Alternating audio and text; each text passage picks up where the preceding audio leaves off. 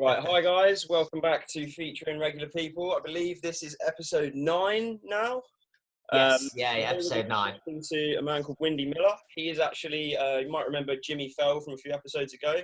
He is Jimmy Fell's MMA coach, but he's also the president of the UK Mixed Martial Arts Foundation, or Federation, sorry. Federation, yeah. He worked as a judge and a referee.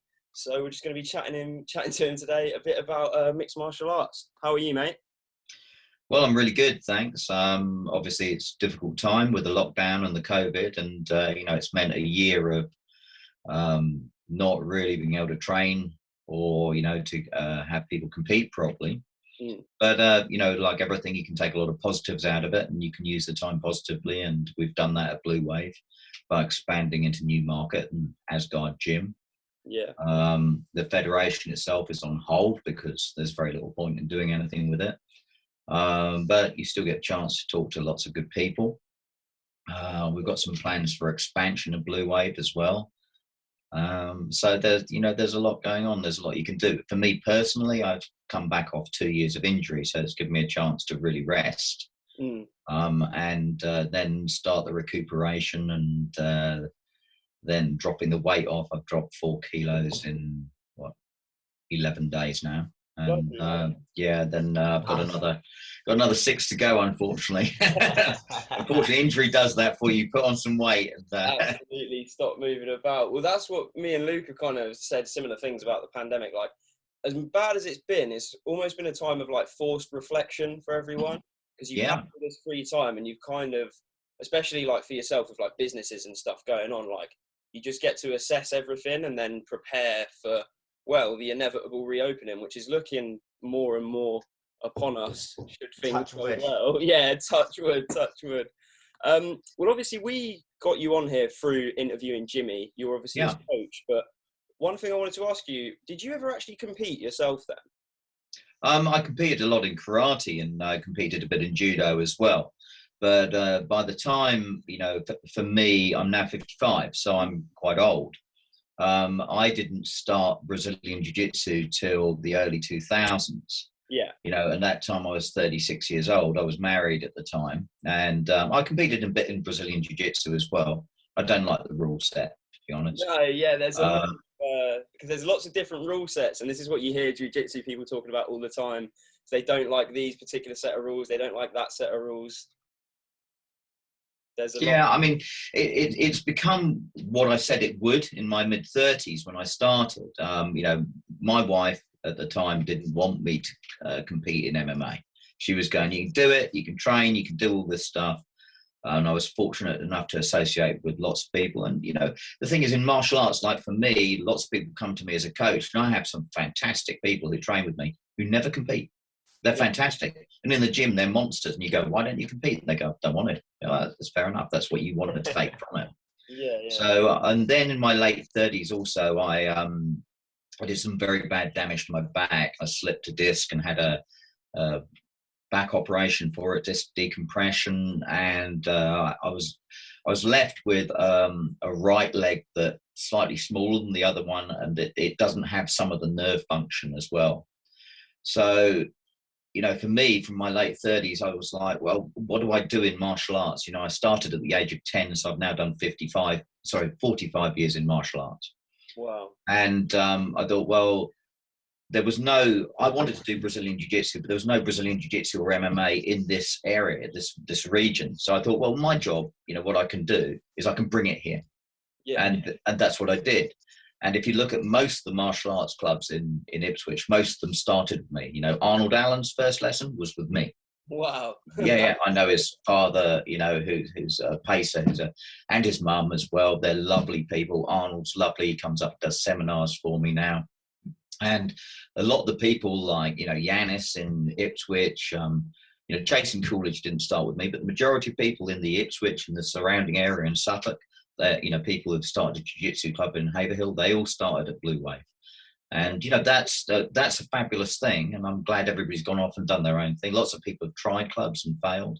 Yeah. But that was the aim. The aim was to bring MMA and jiu-jitsu and to get a level here. And to that end, you have to give up what you do. You know what I mean? You know, you have to give up your own ego and your own thing and then serve everybody else as a coach and as a facilitator. And that's the path I chose.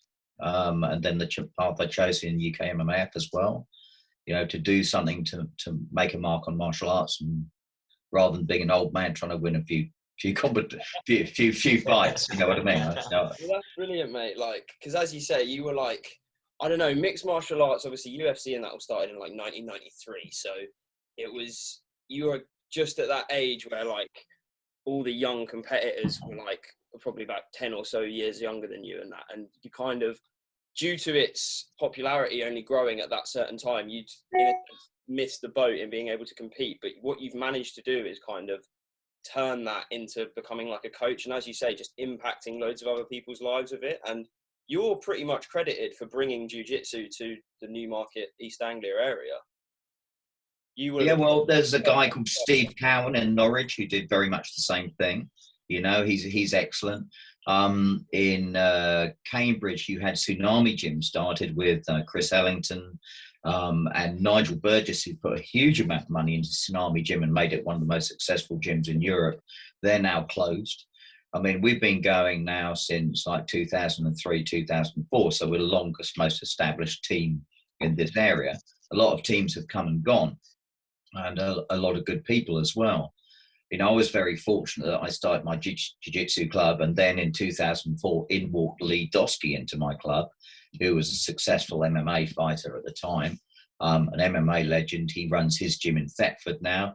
Him and I were together for 10 years. I learned an enormous amount of him. He learned lots of things about, you know, how to coach and, you know, the idea of running martial arts clubs off me. So we had a great friendship, and he's now gone off to run, you know, the excellent Tsunami Gym in Thetford, which is, you know, they're very good. You know, we've competed against them once and we beat them.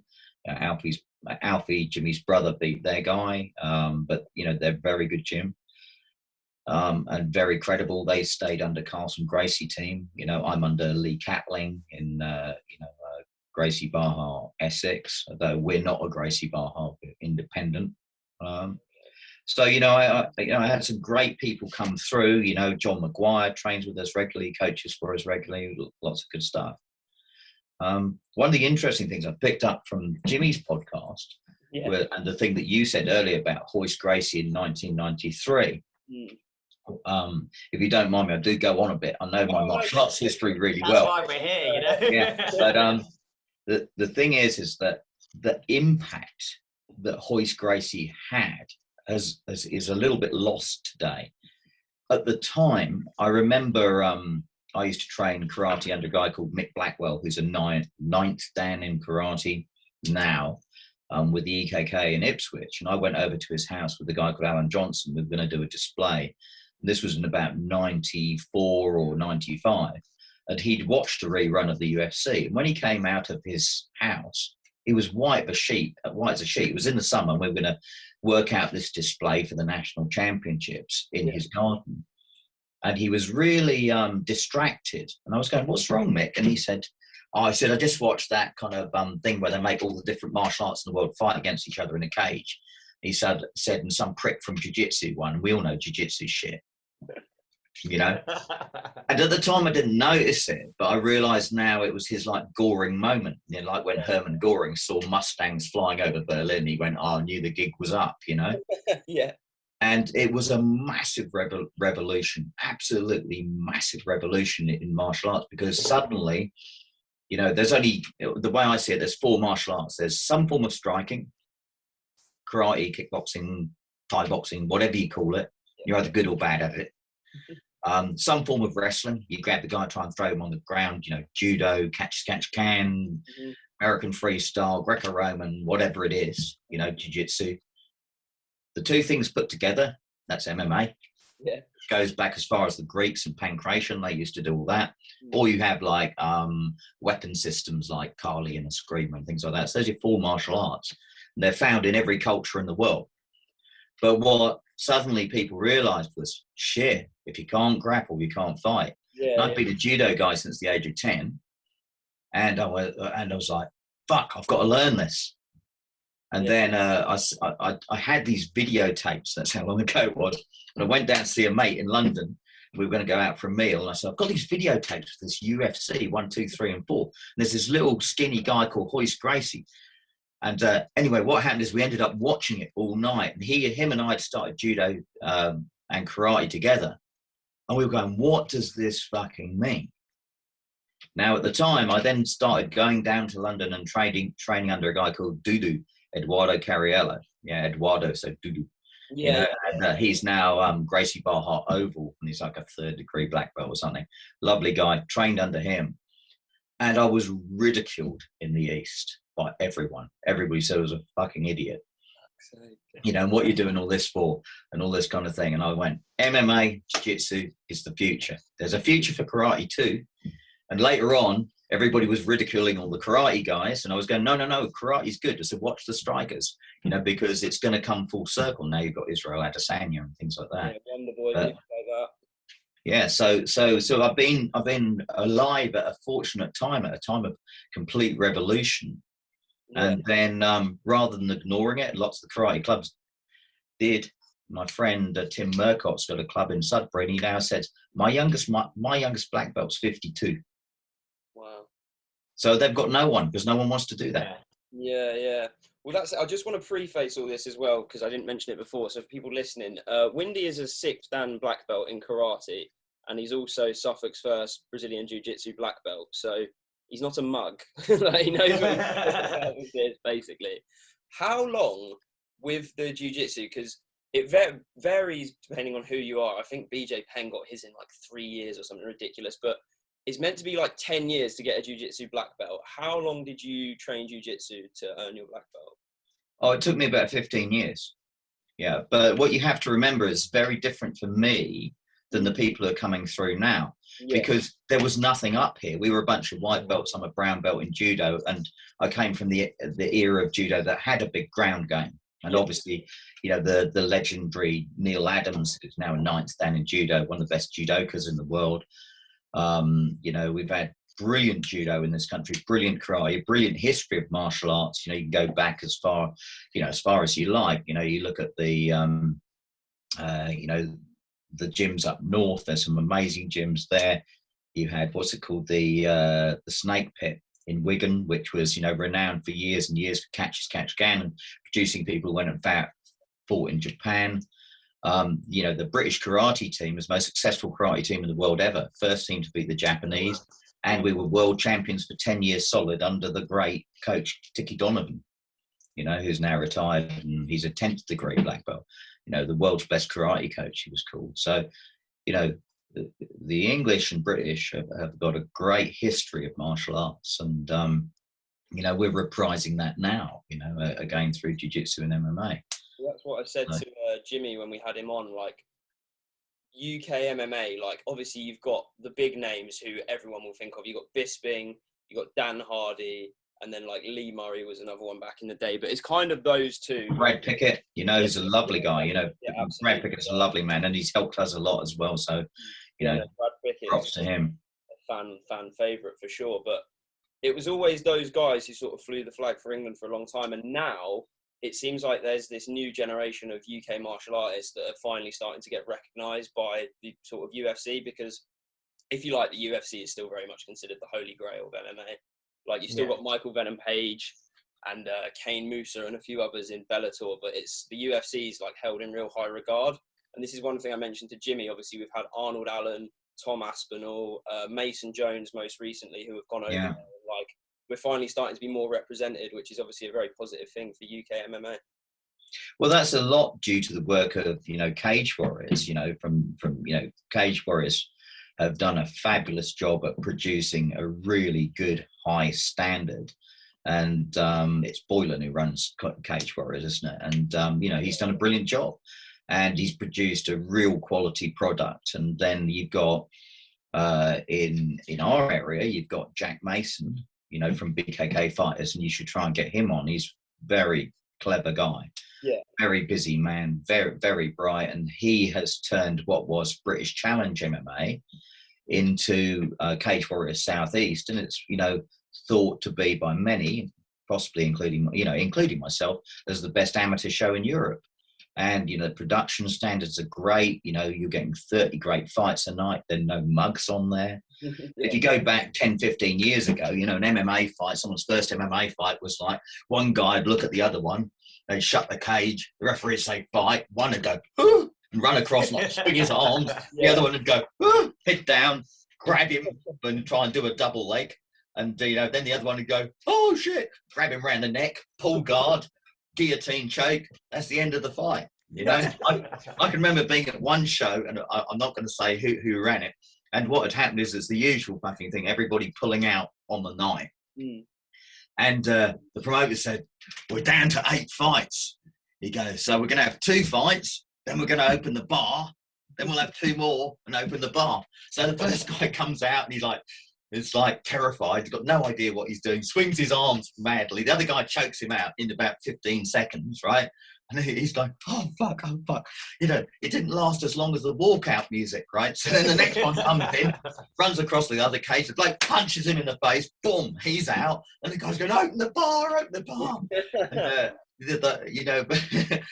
they opened the bar, closed the bar, started again, and the same thing happened to the next 2 fighters, and the poor old promoter's sitting there crying, going, oh, no. And I'll tell you what, if ever you want to promote a show because you think you're a gangster, I've been in the back rooms of shows with promoters just sitting there crying because they've got so much money. Yeah. It's, so if you're making money on a show, you're doing good. Yeah, it's funny, you've obviously been there for like the progression of it, especially in this country. Like, I think even now, like, there's quite an ignorant mindset towards what MMA is. Like, it's usually boxing. I love boxing, mate, but it's always boxing. I love it too, yeah. Always boxing fans who are like, oh, what's that all about? They can just do whatever they want. Like, boxing's a bit more of a sweet science, as we always tactical, yeah. And that's because you have this, like, people have this idea of what an MMA fighter is in their head. They all picture Chuck Liddell straight away. Mohawk, big geezer who looks like he just like drinks beers and smashes shit up all the time. But like, when you get into it even just a bit and you understand that these guys competing at the highest level, you're like, no, these are like black belts and like masters in like 2 or 3 different disciplines. Like, they're not taking the piss. And I think it's when it comes to like stand up and striking, it's much easier to understand. And this is something we mentioned with Jimmy as well. But like, as you say, if you haven't got a ground game, you can't be an MMA fighter. And well, you've got to have the whole game, and you've got to understand the interaction between all these games, and like Jimmy always says, we get loads of people come to MMA, but as soon as they start wrestling against the fence, they all want to go home, and people go, oh, it's a lot harder than I thought. Yeah. And we get loads of people who come in who go, oh, I just want to fight. And you go, well, you've got to learn how to fight first. And, we're a very light sparring gym as well. We don't have concussions. We haven't had a concussion in 10 years. Because we want people to do masses and masses of light sparring because of the repetition that's required for learning. And I don't want injury. I don't want people hurt in my gym. There's no gain in it. We still win. We were unbeaten. We were unbeaten for 2 years, so slightly over 2 years. So, the strategy works. The problem is like, well, you look at boxing. I love boxing, and I was fortunate enough to be alive in the 80s watching all Sugar Ray Leonard, Mark Martin Hagler, Thomas the Hitman Hearns, the Motor City Cobra, Roberto Duran, the No Mass fight, and I'm that old that I can remember watching live Muhammad Ali fight in the 70s. That's insane. That would have been, I think that any boxing fan, that's their like dream, isn't it, to have seen. Stunning. And it is a sweet science. It is. I love boxing, and I love boxers, I love those, I love martial artists, whatever you come from. It's all good to me, and like to be inclusive, Yeah, absolutely. And I think that's what makes MMA so good, is it is very much whoever can mold. I mean, Khabib kind of speaks against this, but like, whoever can mold all the styles together the best is ultimately going to come out on top. Unless you're so good at one thing, nobody can stop you doing it. But well, there's a balance, isn't there? But his striking isn't bad either. He knocked out McGregor, didn't he? He dropped McGregor, sorry, didn't he? With a punch that. He's a great athlete, and a great athlete like that, if you're really good at one thing, particularly, you've seen the rise of the wrestler, but that's because of their discipline and their physicality. And they've got the linchpin bit that's right in the middle between striking and the ground is the wrestling. Yeah. And the nature of wrestlers is they grind it out. So when you get them to train, you want them to kick, you want them to punch, you want them to repeat, they'll do it. Yeah, absolutely. Well, that's in my experience anyway. Yeah. Absolutely. Well, speaking of coaching and training, let's talk about Jimmy for a minute, because he's the reason we've got you on today. He put us in touch with you, essentially. Yeah. When you first met him, what were like your thoughts around him? And like, because he says on obviously Ben Blows as well. He was on. Yeah, I know Ben very well. Ben's one of my blue belts. Yeah. Yeah. He done a little podcast with Ben, and he said that one sentence that stuck in my head. He was like, Ben asked him how he got into MMA, and he said, "Yeah, I went down, trained at Blue Wave, and Windy got his claws in." Did you spot straight away that he had some potential to be a really, really serious fighter?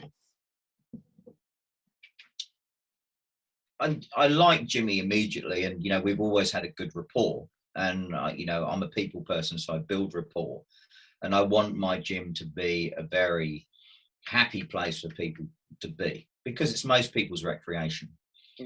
So I'm very interested in people, the psychology of people, how they work, and also what are you here for? My job as coach is to fulfill your needs. You know what I mean? What are you here for? Are you here for recreation? Are you here for self-defense? Are you here to compete as a jiu-jitsu person? Are you interested in competing in MMA? And what stimulates you, where you're at? Let's have a real conversation about what you want, what you intend to be. And I'm a great believer that the martial arts are for four things, and they're about development of the self mentally and spiritually, right? Development of the self physically, right? Your self-defense, and then competition. Your competition career is when you're young, in your 20s to your sort of mid to late 30s. But then if you're going to train past that, you might train for another 30 years past that. You know what I mean? So what are you getting out of it? What do you want? And we like people to compete, we like people to win. That's fantastic. That's really good. But for some people, it's about getting in there and doing that bungee jump, that parachute jump. Some people want to be champions, some people never want to compete. That's all good. I don't mind what it is. But a lot of people, it gives them self-confidence. For a lot of people, got shitty jobs they hate, and they can come along and enjoy what I call the company of men, as Hemingway would call it. You know what I mean? Where we all get in there together, and we have men and women, and everybody trains us. We're open. So. And we're an open gym. My people can go and train anywhere else if they want, and anybody from any other gym's welcome as well. It's like the old way. Yeah. I like Jimmy. We get on. We had great rapport. Jimmy is an individual, and I like that. He's a real strong individual. He's vegan, doesn't drink, doesn't smoke, doesn't take any drugs, doesn't do anything like that. He's very strong-minded, and he either likes you or you don't. You know what I mean? He's like that. And he's also loyal, honest, good guy, and he challenges himself, what's not to like. Yeah, well, I mean, so he's clearly like no nonsense then. And that's, in a sense, so if you were to describe like the perfect student or athlete, they would have many of the attributes you just mentioned. Obviously, being that teetotal to that level isn't a necessity, but I guarantee it helps, particularly with the strong willingness you'd have to have in terms of a mindset. And keep it in shape. For sure. Yeah. I mean, for me, what it is everybody's different. And like, if you look, another MMA coach came up to me at Contenders, and he said, "What is it with you?" And I said, "Well, what do you mean? What is it with me?" And he said, "Well, what it is he said, I've just watched 3 of your fighters fight on the same show and win." And he went, "They all fought differently." I went, "Well, they're all fighting different people, and they're all different people themselves. So I try and bring out the fighter, the person, and let them find their own way to a certain degree." So Jimmy fights like Jimmy, Cameron fights like Cameron, and Callum fights like Callum, and Abu fights like Abu. They're different shapes, they're different people, they've got different mindsets. And then within my jiu-jitsu club, we've got a guy called Ick, who's probably the most beautiful man you'll ever see in your life. Everybody fucking hates him. You know what I mean? Japanese guy's got long black hair that most women are you know, More of. in awe of, and he walks in and he always like strips down to fucking nothing, and he's jacked to fuck, you know what I mean? And he looks amazing. And if I was a gay man, I would marry that fucker. I tell you. It's like that, you know what I mean? And he's got his game. He's incredibly cool, man. He's very relaxed. He's like the person you'd like to be, is it? Yeah. Then we've got Matt, who's a very clever IT guy. He's Canadian, and he's got this invert game in jiu-jitsu. Whatever you do, the fucker inverts, you know what I mean? And he's foot locking you and shit. Get fuck off me. And then you've got John, who's a Greek guy. Ionis is his real name. He's one of my brown belts, and he's like, when I spar him, he's all over the place. He's running around the mat like a fucking rabbit, and I have to squash him and like shut him down. And because if I let him play his game, he's going to fuck me up. And they're all different, and I like to encourage that difference and to embrace it, and to, you're as a coach, you're a signpost, not do it like me. You know what I mean? Yeah. And I spar with them a bit and train a bit and try and do a bit myself, but. Yeah, they're all different people, and Jimmy's developed his way and he's open to do it. But then he comes to me and we'll go, right, it's like we've picked a fighter we want to fight, like we did with George. We picked him a year out. We've just picked someone else. Okay. And we're starting dissecting him now. I won't tell you who it is because I can't. No. But when we beat him, I'll go, remember that? Yeah. This is the guy. And we'll watch he'll come round, we'll watch all his fights, we'll make notes, we'll break it down. Then we'll do the training. Then we'll do all the things that we need to do to figure out how to beat that guy. Well, that was one of the things. I mean, before we even spoke to Jimmy, because I text Khan assuming that he was all about his like ground game, and then we said this to Jimmy, that. Well, Jimmy said to us he was actually like, I've been a striker, and it just kind of goes to show that there's a lot of obviously there's a lot of good versatility that's coming out of it. Which I think is vital. Yeah, totally. You got to be able to change your game according to what you want to do. It's like it's in chess, isn't it? You don't make the best move for you; you make the worst move for your opponent. Yeah. Very good point. Absolutely. I mean, the thing with, and obviously it speaks volumes to you because Jimmy accredited a lot of his success to yourself, and. I'm bloody right too. I'm fucking brilliant. I can tell you. Although, out of all my assets, I can assure you, right? And I'm a good-looking fucker. Me and Jason Statham. I'm like fat, short, poor Jason Statham. But I think modesty's my best asset. Yeah, absolutely. Well, it's good that you've got these athletes that can speak highly on your behalf. And very kind. You mentioned the other guys you've got there. In terms of like. Running, I mean, I kind of like to think of it as running any business is difficult because you have all these different people who you need to work together and like manage essentially. But running a martial arts gym and being a coach to these, professional martial arts fighters, like there can't be a more difficult brain to try and manage. And when you've got all of them under this one roof and they've got their own things they're really good at and you've got to try and bring the best out in them, like, how is that something that you are able to sort of control and just, how do you sort of manage that? It's really simple, right? Number one, whatever you want to do, right? Be passionate about it and be authentic. Look at Ben Blows. Passionate, he's authentic. Mm-hmm. And if you're passionate and authentic about what you do, and you stick with what you believe in, you're going to be successful. So like you guys, you're obviously passionate about what you're doing. You're trying to get something going. I respect that. And I saw your podcast, saw that, and thought, I like that. I like what you're trying to do. You know what I mean? Thank you very much. and also be positive with people as well. Go, right, so I don't cut people down. I build people up. So every time someone trains, I go, I could probably sit and watch people and go, right, here's 35 things you're doing wrong. What I do is, this is what you're doing well. Here's an area for a bit of improvement, right? So then next time they come in, there's only 34 things they're doing well. They're doing badly. You know what I mean? Yeah, absolutely. And they come in and I go, hey, this is really working. I love the way you've improved that bit. Do you want another bit to improve? How would that be for you? Yeah. And they go, yeah, I do. That'd be great. What can I do, coach? You go, work on this. They come back, now I've only got 33 things they're doing wrong. You know what I mean? And it doesn't take long like that. And if you keep a positive mindset and be positive with people and see the best of them, it's great. Yeah, so it's about how you communicate with people. Yeah, I mean, I worked for the police for a while, for 6 years, and taught self-defense to the police, and, you know, designed, delivered, and did their training programs and stuff for like special branch as well, for like covert units, and a lot of that's to do with communication skills. I learned a tremendous amount there.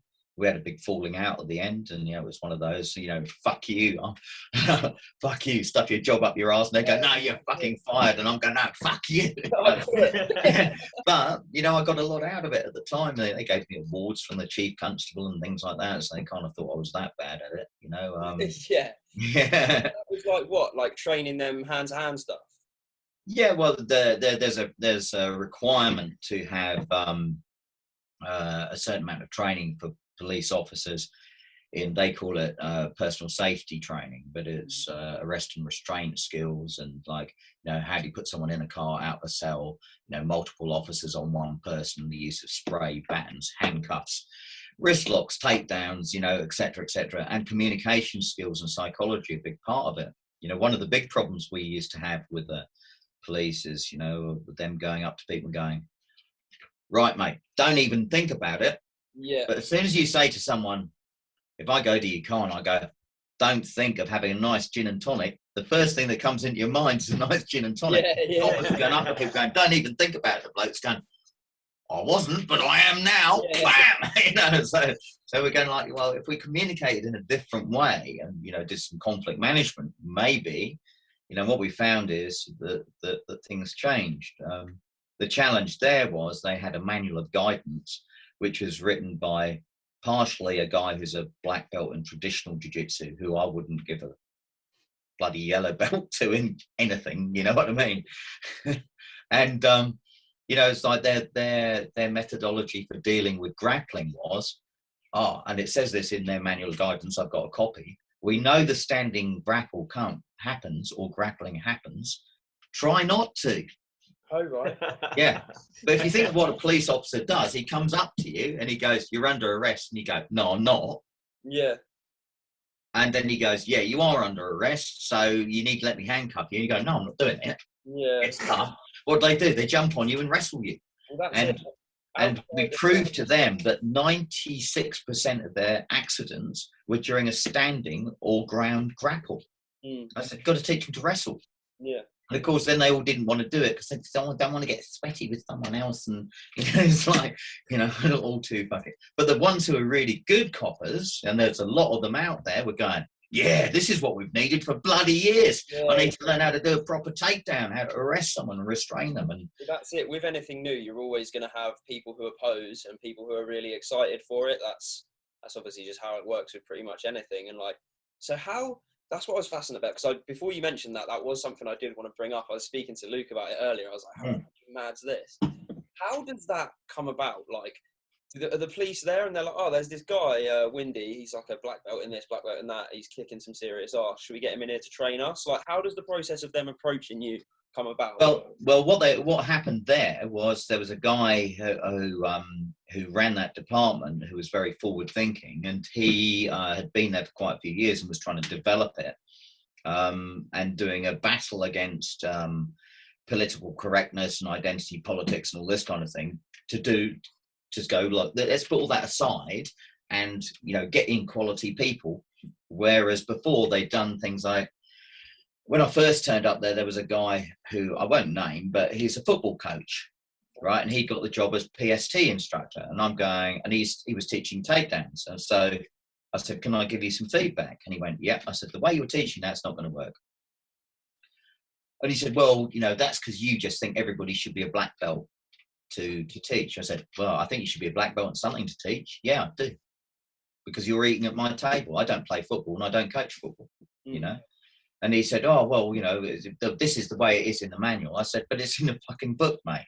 I said, you've got no idea. I said, what I want you to do, right, is go to the judo club down the road, Northgate judo club, which is a great judo club run by a guy called Dave Martin, who's like 6th degree black belt. I said, and since you're an instructor, go and spar all the black belts and the senior grades. He went, they'll fucking kill me. They'll throw me all over the floor. I went, of course they will. But I said, so will the brown belts, so will the blue belts, so will the yellow belts, and so will the white belts, because you haven't got a fucking clue how to do this yourself. You know what I mean? Now, not everybody has to be, there's a balance to be struck. You know what I mean? If you look at Tiger Woods, who's his golf coach? I actually don't know. I have no idea. There you go. So, okay. Or if you look at Muhammad Ali, right? His coach was Angelo Dundee. You didn't expect Angelo Dundee to get in the ring and beat the shit out of him. But obviously, Muhammad Ali was convinced of his knowledge base because he always had him in his corner. Yeah. Well, this is the logic behind, like, so there are footballers who are amazing footballers. Good example, Thierry Henry. As a manager, not really shown it. And then there are fighters who are great fighters who are not going to be great coaches. And then there are coaches who are not necessarily the best of fighters, but they're great as coaches. And it's about having sort of like, so we mentioned George St. Pierre on the podcast with Jimmy, and he, as good as he is, and as good of an athlete as he is, and he is one of the best ever, he surrounded himself with the best minds. So he had Faris Zabi. Yeah. He had John Danaher, who's like, I don't know what your opinion is, but he's pretty much Mr. Jiu-Jitsu when you're looking at, like... He's Dr. Evil, wasn't he? Yeah. It's great. $1 million. This jiu-jitsu coach, John Danaher, he wears a rash guard like everywhere he goes. Dan Hart, love it. The story about, they went clubbing one night and John Danaher turned up in like a rash guard, like just always ready to fucking roll with somebody, mate. He's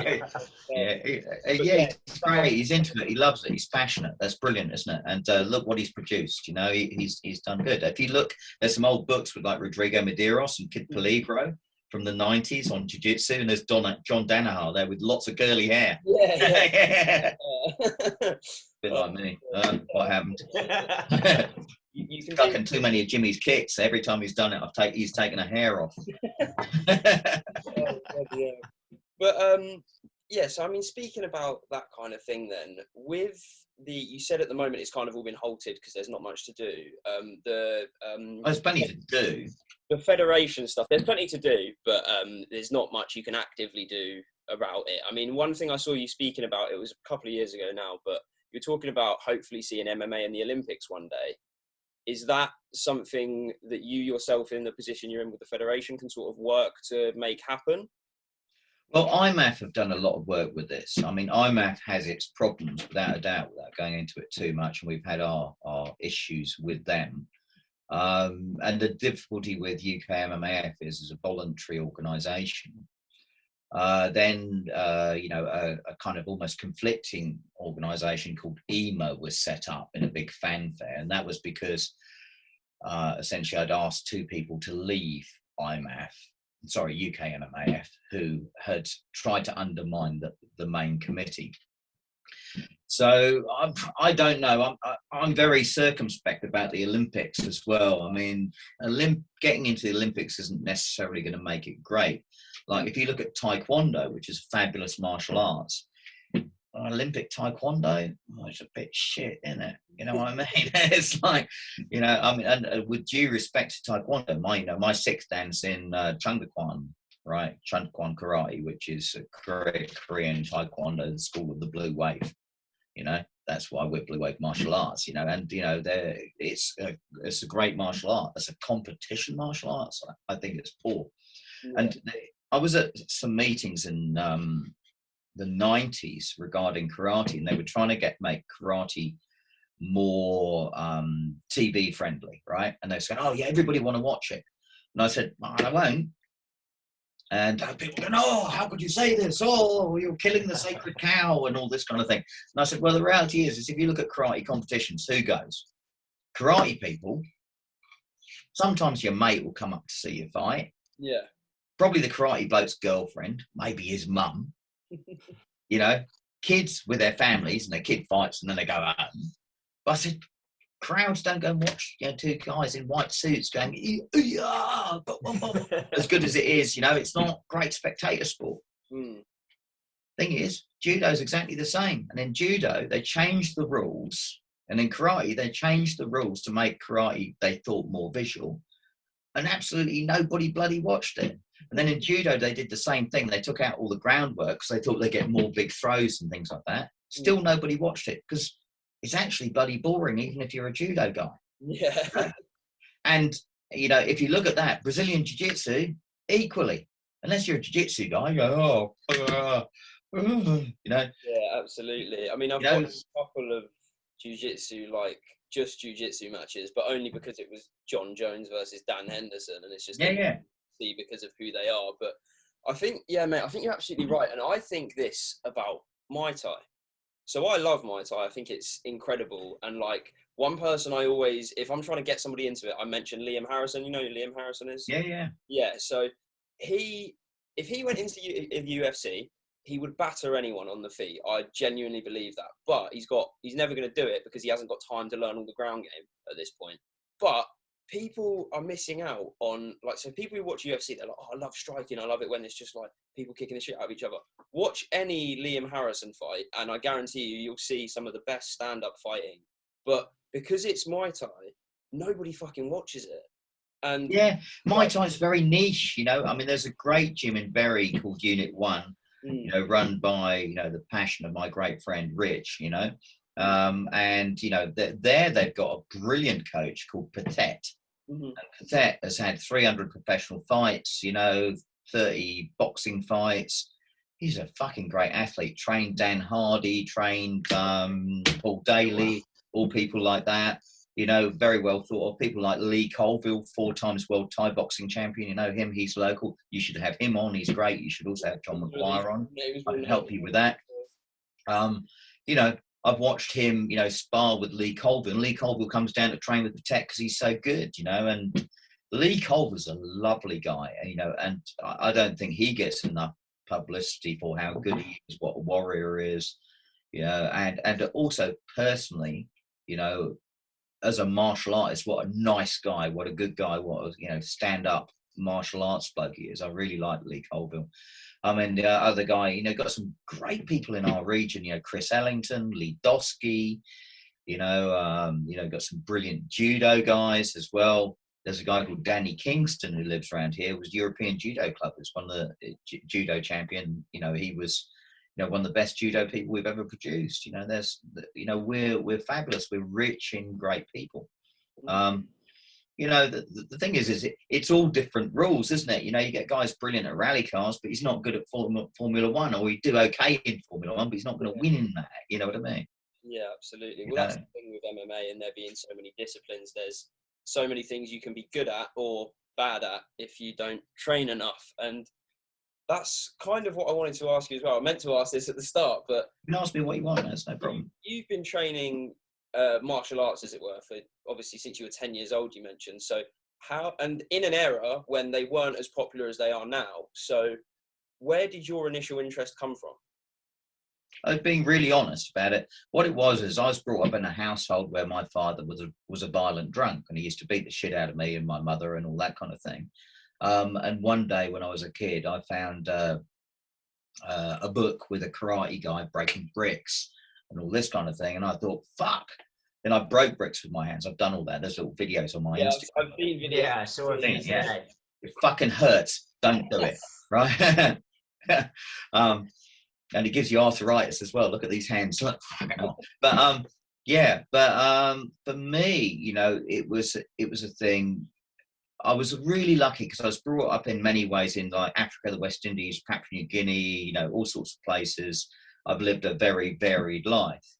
But my father was a fucking lunatic, and it all came to a head when I was 17 when I beat the shit out of him. You know, it was that kind of life. You know, he beat the shit out of me until I was big enough to beat the shit out of him. And that's, you know, that's always kind of haunted me in a way. And I've forgiven him. We never had a relationship after that. I've forgiven him, you know, I don't look back in anger. But it brought out a side of me, a nasty side of me, which the martial arts allowed me to control and develop as a human being and be a better person. And then to have a great relationship with my own son, you know, and to move forwards from that. And that's when I talk about martial arts being, you know, development of yourself and spiritually and mentally as a human being. And, you know, what I really seek to do is leave the world a little bit better place than when it was when I came to it, you know. So, you know, I work with some disadvantaged children, you know, teenagers with problems. You know, when people in my club lose their job or whatever, I go, you keep training because you now train for free. But the rule is if you've got beer money, you've got training fees, you know. That's fair enough. If I see you out on the town beering it up, then your training fees are due, please. But otherwise, when you're down, we're here for you as a team, you know. That's what I love. It's a great attitude as well. It's a really, really solid attitude. But thank you. Yeah, Khan, we were going to talk about the well, you just touched on it as well. So the work that you're doing, you know, with the kind of, you know, teenagers as well. Kind of talk to us a little bit more. You know, how did you get into that? What is it you kind of do, and what are the benefits you think? Well, I think I got into, I work with a specific school, and for safeguarding reasons, I'm not allowed to say who and where and what have you. But I work with, well, I can say the school. I work with the Albany PRU in Bury St Edmunds, and they do an excellent job. And the head teacher there, funny enough, I used to teach her karate. You know, I'm now at that age where people are bringing me their children.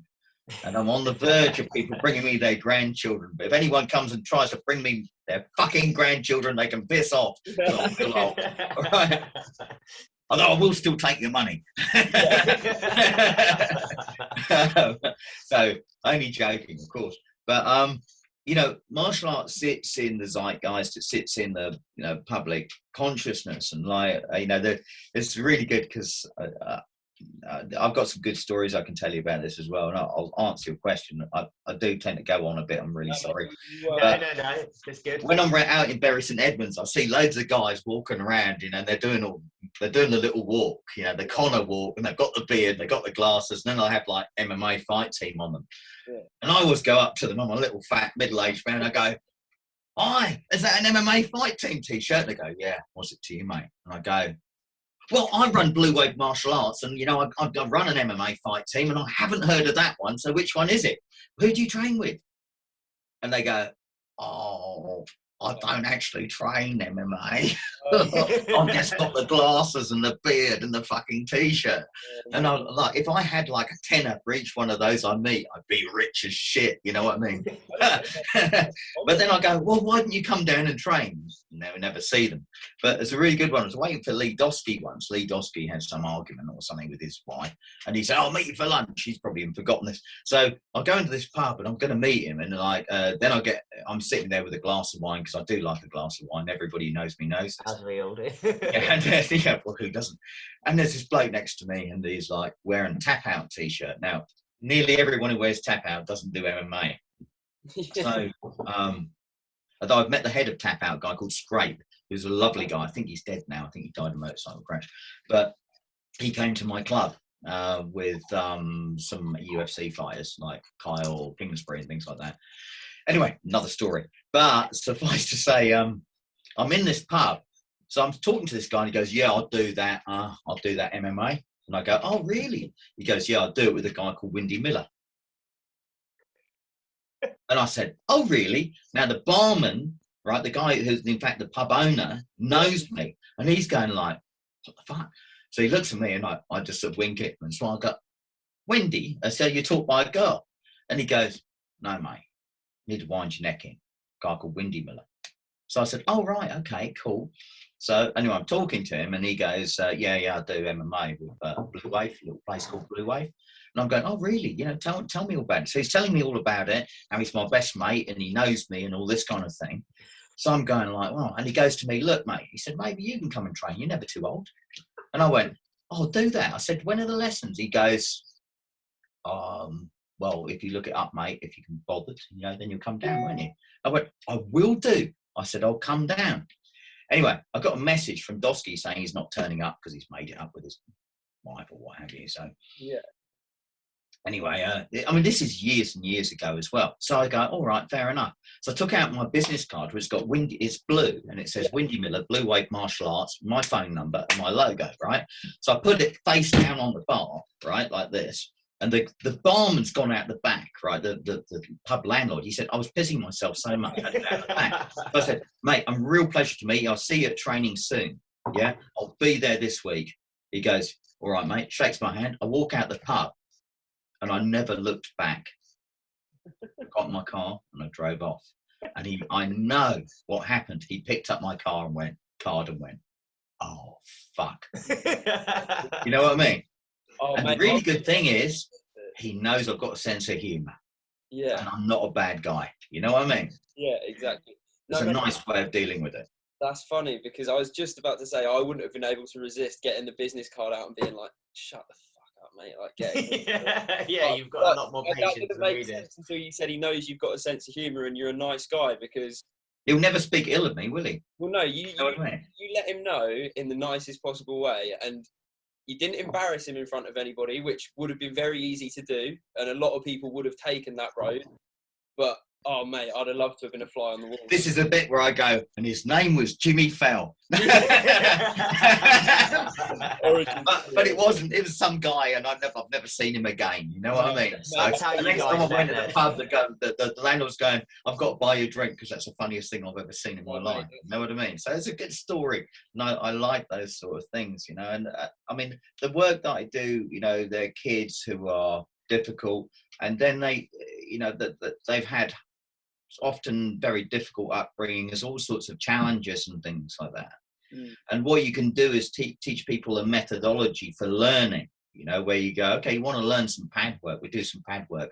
How do we get better at something? We work at it, you know, and rather than getting angry with something, you know, we engage part of our brain, you know, we understand how learning works, how the brain works, how your brain is developing, why you feel so aggressive, because you've got 60 times the normal amount of testosterone coursing through your veins because you're growing and you're a teenager. You know what I mean?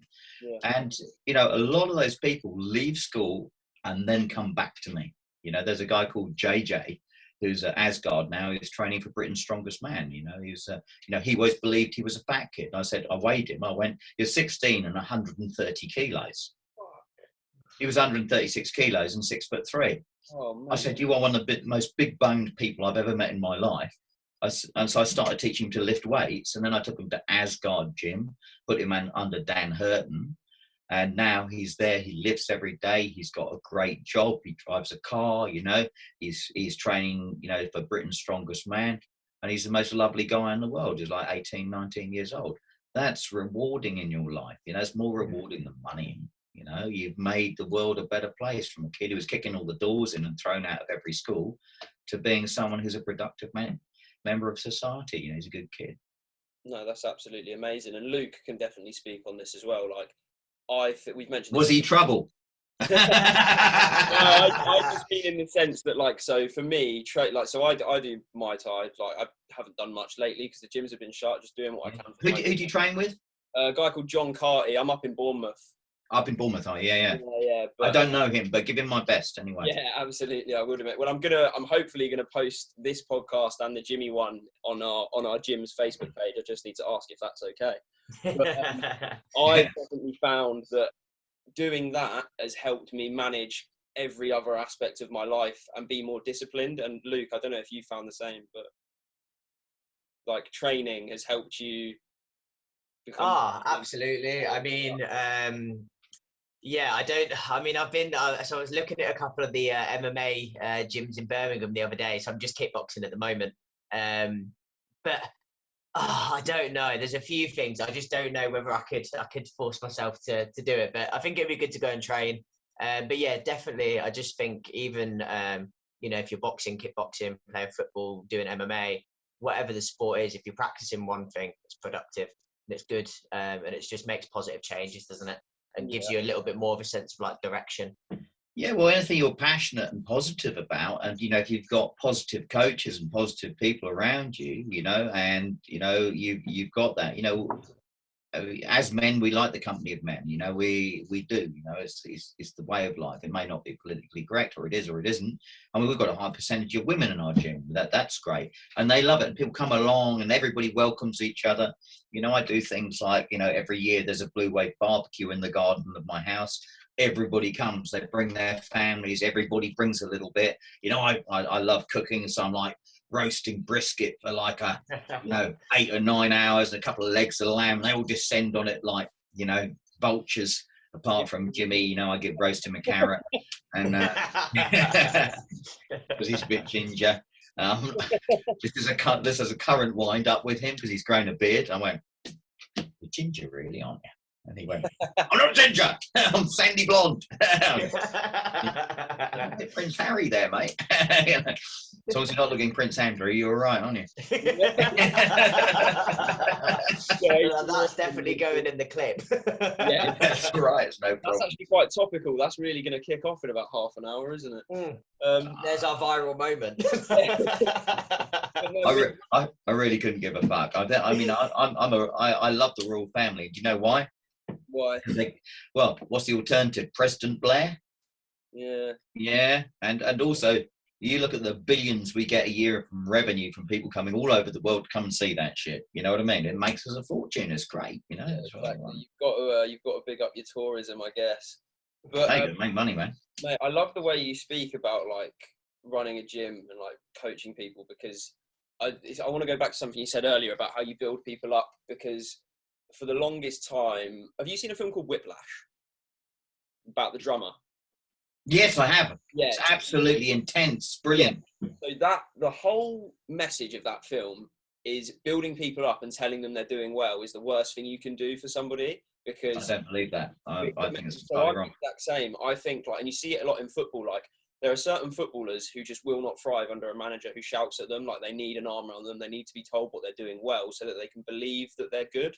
Because confidence is such a big thing. If you see a fighter go into a fight not confident, he will get fucking battered. Oh, it's a psychological game, 100%. Exactly. And the way you speak about building people up and being like, you're doing this really well, but you want to just have a go at this as well. And like the way you sort of treat it, like you speak of it as if it's like a family thing, like having everyone over for the barbecue. And I think that's something about martial arts gyms that I think everybody deserves to experience, which is why I'm so new to the game, mate. I've been training for less than a year, but for anyone I speak to, any of my mates, I'm like, oh my God, you've got to come and do this. Like the vibe of it and the family element is just amazing. And I think you really personify that in the way you spoke.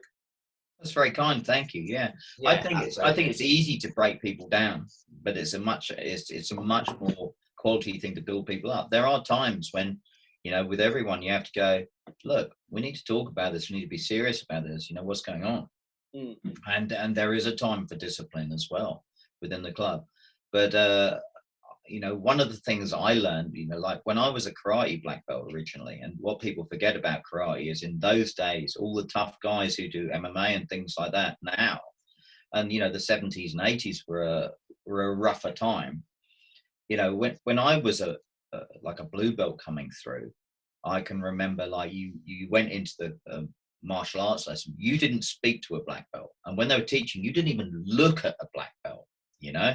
People get knocked out left, right, and center. I'm missing loads of teeth and stuff from karate, you know? And those were tough guys, you know, and they were the tough guys of their day, and that's what they did. The first time I saw a 5th degree karate black belt, I can remember I used to do this lesson in Ipswich, and a guy called Ron Teague used to teach it, and then he wasn't there one day. And then someone said, they looked out the window, it was summer, and they looked out that there was these double barn doors, and they just said, I just saw Billy's car go by. And people went, fuck, right? And this is a 5th degree karate black belt. And I said, he's pulled up. And it turned out, and someone came through and said, yeah, Ron's sick. You know, he's asked, Billy said he'd come down and take the lesson. And what happened was, is when the front door went, a load of black belts ran out the back door. They'd picked up their gear and they were fucking gone. They said, I'm not doing this. It was terrifying, you know, and they were good, you know, good, and hard people, hard men. I mean, I got knocked out a lot doing karate because tiny little pads and things. People forget what karate is these days, you know, because, you know, people have eroded martial arts for, in my view, terrible principles like equality and fairness, right? 2 things I don't believe in. And everybody laughs at that. And I'll tell you for why, right? Number 1, this, right? Life isn't fucking fair, right? And anytime you think life is fair, It isn't, because, you know, the problem with equality and identity politics, and this is one of my pet hates, is that, you know, I'm bald. Oh, I wish I had hair. I identify as someone who has hair. Or too bad you're bald. You know what I mean? Some people are born rich. Some people are born tall. Some people are born short. Some people are born with great athletic ability. Some people aren't. Now, some people want to do martial arts and they want to come along. They want to train a bit and be associated with it and enjoy it as a recreation. And I'm all for that. That's great. Some people want to be Jimmy Felt. You know what I mean? But that takes a different level of work and dedication. If you're not prepared to put that in, please don't. Yeah. I don't give black belts to children in karate. I won't. Because I've got a friend who does that, and you know, he goes, yeah, you're an idiot for not doing it. I go, how many of your 14-year-olds who got black belts in karate made it to 20? Oh, none of them. Oh, they all gave up. Then why'd you give them a black belt? Black belts don't give up. Yeah. For sure. Oh, they got their black belt and fucked off. And then you've got 7-year-olds walking around wearing black belts. It devalues it. You know what I mean? So there has to, and that's why I like in jiu-jitsu and judo as well, that if you expect a fairness and equality, you are always going to be disappointed, because it will never fucking happen, because the world is not fair and it isn't equal. Some people die of 30 at cancer. You know what I mean? But you know, life ain't fair, you know, and you get old and sometimes life treats you shit. And what you have to do is deal with that, in my view, in a positive light. And if you expect equality and fairness all the time, you will be continually angry and continually disappointed. And just go, life ain't fair, accept it. You know, I'm very Buddhist in my thinking anyway. So very much, it is what it is. Yeah, it is what it is. And for some people want to come along, like when I did karate, I always remember a guy called John Shepherd, who's dead now, right? He was hard as fuck. He was a blue belt in karate. He worked on the tugs. He had this kind of like a Mexican, like out of a fucking film from the Clint Eastwood film, moustache, long black hair. He was cool as fuck, drove a Jaguar XJS. But when I went to that club and you were like an orange belt or a green belt, John was the guardian of the middle grades. And you went, oh shit, you know what I mean? So you got your green belt, and then you thought, oh, now if I get my second green belt, as it was called, then the next belt is John's. Then you were a second green belt and you're sparring the guy and he's beating the fuck out of you and what have you. And you think about going for your blue belt, and you used to look at John, and he trained for years and years and years. He never expected to be a black belt, never wanted to be. He said, that's not for me. Yeah. That's too high for me. And when I got my blue belt, he came and shook my hand and went, you deserve that. And I thought, I'm with you now. You know, I'm up with you. And I used to have wars with him. He really hurt me. I hurt him, you know. And then one day he said to me, you need to be a brown belt win. Right. And there was actually a second blue, but before that, he said, take your next belt. You need to progress. And I was like, I felt honored he'd given me the keys to do it. You know what I mean? Yeah. And I actually skip graded to brown belt, which was unusual. It was unheard of in those days. And the skip grader got a brown belt. He was the first man to shake my hand. And he went, you deserve that. You should be that. And it took me 7 years to get my karate black belt. You know, it was hard. It was different. Now they give them away like fucking confetti. And I totally disagree with that. And I've started teaching karate again the old way. You know, and people love it. Jimmy does it. Jimmy's one of my green belts. He's got to learn all his katas. He hates it. Oh, that's brilliant, mate. Well, that's great that, like, obviously you've had that experience. Like, what's brilliant about it, mate, and I like speaking to, like, it was cool speaking to Jimmy because he's competing now, but what I like about speaking to you is, like, you've had this evolution all the way. Like, you've had a martial arts career, you really have, because you've experienced every facet of it. Like, you've been the learner and now you're the teacher, and the moments that you had with people who were like your superiors at the time, now you're getting to have the reverse situation with the people you're training, like Jimmy. And I think, like, it must just be so cool to have been here and now you're here and you're getting to kind of pass your knowledge down. Well, I think in a way I'm still down here because the one thing I've learned is the more information you have, the more questions you have. Yeah. And that's why Blue Wave has always brought in some of the best people in the world. We've had Royce Gracie twice in our club teaching. We've had Braulio Estima a few times. Lee Catling, who I'm under as a black belt, is a fabulous coach, from Gracie Barra, Southend, a fabulous man. And he's had a multiple martial arts career, very interesting man. He's there. We want to get Nick from, or Justin Nick, as he is on Instagram, who's BKK's wrestling coach up. We want to get Jack Mason up. Arnold Allen comes regularly. John Maguire comes regularly and coaches in my gym. Fabio Ferrari from Peterborough comes and coaches in my gym. I've had Chris Ellington. We're having people from outside all the time. I'm learning Eskrima from the Eskrima Concepts guys. I am always learning. We've got judo guys involved with us, and boxing people, everyone. And I'm always learning new things and stealing everybody's ideas and everybody's tricks. It's a great thing in martial arts. I view myself as a coach, as a servant of all the people who come to me, not as their sensei or their instructor or God knows what it is, people like to call themselves. Yeah. I see it completely the opposite.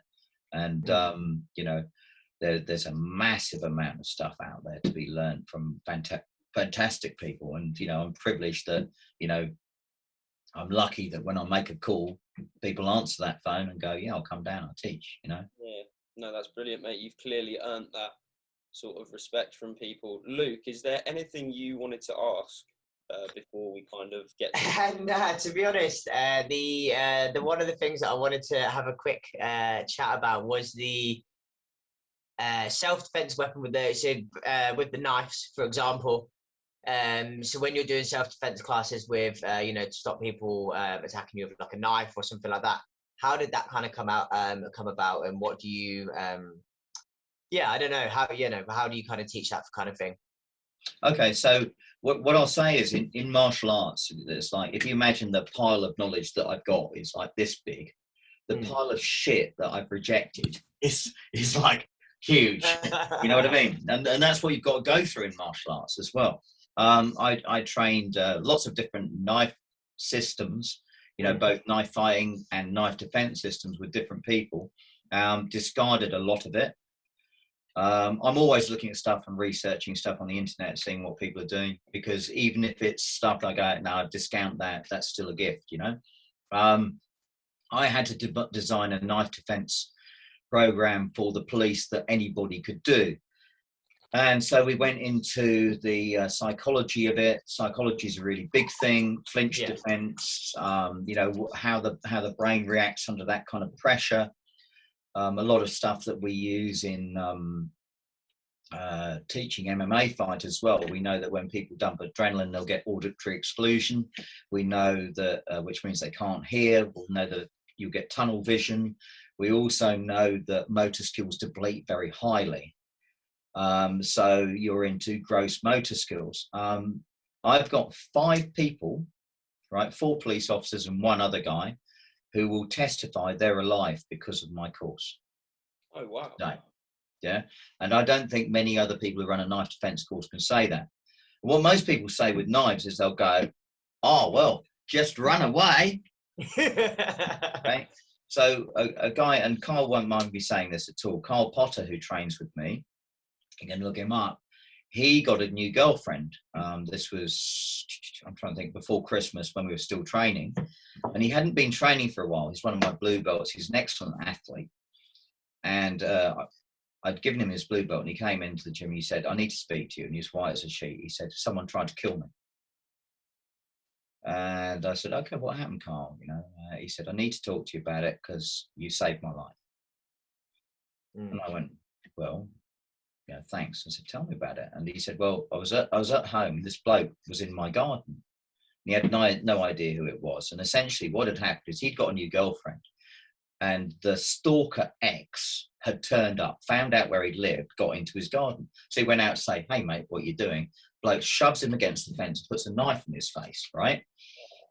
Kyle, having done the knife defense course twice before, successfully defends himself and survives the situation. Okay, takes the guy out, calls the police. The guy gets arrested. I think the guy's now in jail. Fuck me. holds 6 records. Do you know what they're for? Kyle used to be a sprinter, didn't he? Yep. He holds all the East Anglian sprinting records. He couldn't run away. So when people say to me, every time I do one of these courses, I publicise it, you know, I put it on Facebook, some prick goes, oh my, let me save you a few quid, just run away. But actually, most of the course that I do is like an hour and a half of presentation and you know, showing you real stabbings and real things, and then establishing the psychology of it before we establish the physicality of it. And if ever you guys want, when I'm running it again, come down and have a go and try it. We said this to Jimmy when we had him on. Obviously, I'm originally from like the Newmarket area.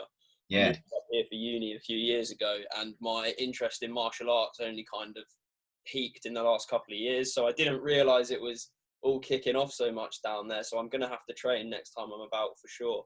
You're always welcome. Come and visit us. It's really good, you know. So my little brothers down as well, because they're at that age now where they need.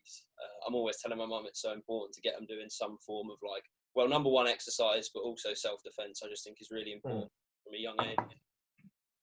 Yeah, it teaches you not to fight. It teaches you your own vulnerabilities as much as anything, because suddenly you realize they're dangerous people out there, you know. And you know, once, you know, people always think about hitting other people, but when you get hit yourself, it hurts. You know what I mean? And you go, oh, actually, I wasn't so keen on that bit. I wasn't keen on the bit where I thought I'll bash you. You know what I mean? That's what I thought about in the films. And, you know, the problem is films and TV and, you know, video games and things are great entertainment, but then they colour people's view of stuff. Like, you know, so many people I go, oh, well, let's work on your jab and your cross. And, you know, what does the film say you've got to do? It says what you need to do is you need to go and find some old guy who lives in the mountains in China, right, who can't see with a beard, and he's going to teach you the secret 5 fingers of death technique.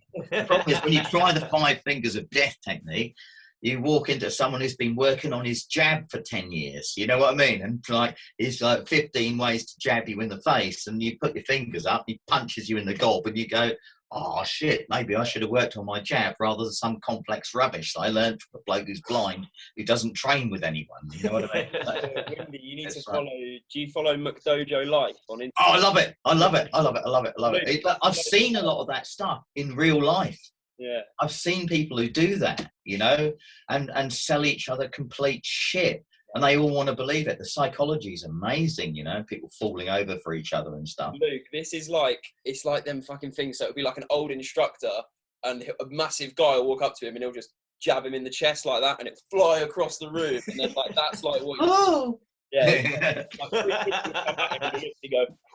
Fucking hilarious. Yeah, it's ridiculous. I'll well, we'll have to put it in the link in the you know. In the I will actually. That page is that is brilliant. The McDojo thing is amazing, isn't it? And the problem is there are lots of people doing that stuff. I mean, some people are doing styles of martial arts that you know, you look at them and you think this is really good, it's really athletic, you know, it's fabulous, and there's lots of this kind of and things, and you go, oh, this looks really good, I feel really good for you. And they, you know, but the problem is then they kid themselves and that shit actually works, you know. But, you know, then again, you know, people are, you know, martial arts is a broad church. It's like a great big supermarket of stuff. And there's something for everyone there. You know, you're a 60-year-old kid, you just want to roll around and do stuff. Yeah, it's great. You know, if you're a, you know, 22-year-old and you want to sort of, I love all the stuff people do with swords and things like that. Yeah, if I'm attacked by someone with a sword, it's like, it's so unlikely. It really isn't. You know what I mean? I'd concentrate on something else, mate, you know. But, you know, hey, you maybe you want to do that, you know. You know, I like a screamer. That's quite interesting, you know, in its way. You know, it's got some cool stuff in it. Yeah, well, that's it. There's so many different styles. You're guaranteed to find something you like. And anybody in and around the East Anglia area, get yourself down to Blue Wave, because if you've never trained before, like, even if you just go and do one class to see if you like it, like, I think you'll find out you probably do like it, and you'll find out something about yourself for sure.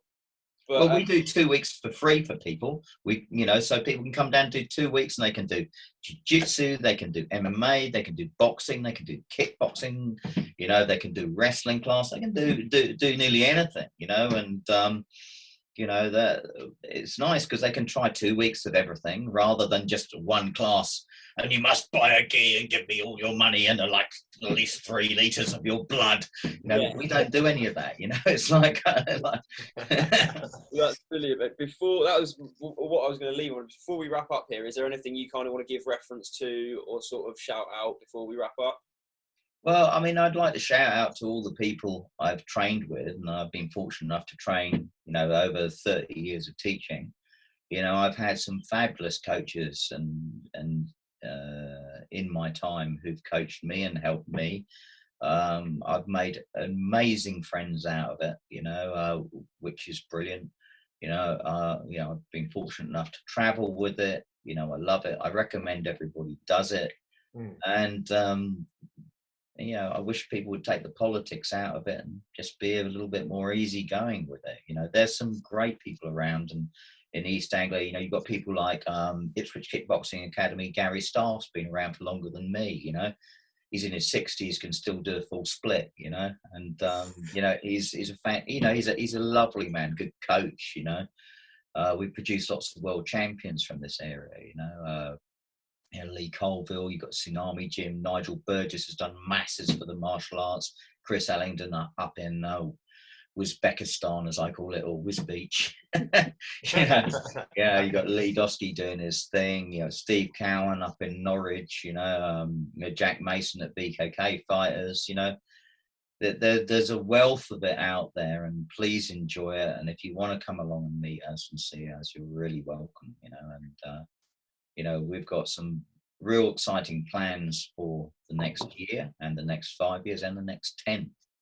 And, you know, by then I'll be an even older man, but still grinning and still drinking wine, I hope. Absolutely. But thank you both so much as well, you know, Luke and Khan, I really appreciate it. And I hope you'll come and be my guest soon. Yes. Absolutely. Oh no, it was honestly, yeah, it was really, really great having you on as well. And then, yeah, once the gyms are back open and we are able to train, I will come and have a little class whenever Khan's around, and can put me through the paces. Oh, you can come and beat an old man up. That's that'll make me feel great about myself. Yeah, it's just I'll sit on you and squash you with my wine gut. I'm working on mine, don't worry. Oh, good man, I like that. Now, remember, there's an important bit of martial arts thing here. If you drink, it's 2 hands and 1 mouth. It's like this. It's very advanced, ancient chatter. There's the advice takeaway from the whole podcast. Yeah, there you go. Windy, mate, thank you so much for your time. This has been really insightful, a really fun conversation. And just to repeat what we say with every guest, and we do absolutely mean it, we would love to catch up with you again in the future. Anytime you want, it's my pleasure. And before we do go, here's the rounds from me. So obviously, please, you know, follow Blue Wave Martial Arts on social media. Check out Featuring Regular People on YouTube, Google Podcasts, Spotify, Pocket Casts, Anchor, pretty much everything we're on it. Links in the bio. Links are all in the bio as always. But yeah, please do follow, subscribe, share, you know, and help us get the project off the ground. I'll share a link for all my people, and also check out bluewavemartialarts.co.uk. Yeah, our profiles and everything. Be cool. Thank you for watching, everybody. Hey, awesome. peace. Thanks, guys.